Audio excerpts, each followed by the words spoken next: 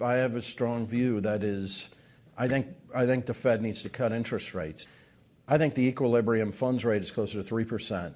I think you need to get there because I think the interest rate channel is very different than it used to be, meaning who is affected by these interest rates today? The CapEx that we're seeing, the big companies, the hyperscalers are spending, the interest rate tool is not really that influential on how they spend.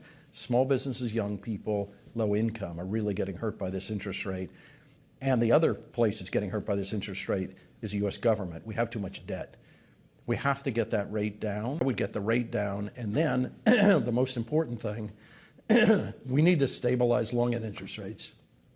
Personally, I would stabilize the back end of the yield curve, and I think if you're the Fed, you have to use the balance sheet or threaten to use the balance sheet because it doesn't, the Fed funds rate is interesting, but nobody borrows off the overnight funds rate anymore. They borrow out the yield curve. That, to me, is going to be how we manage that, and how we get mortgage rates down is a really big deal.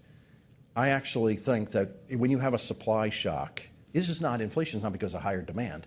We have a supply shock.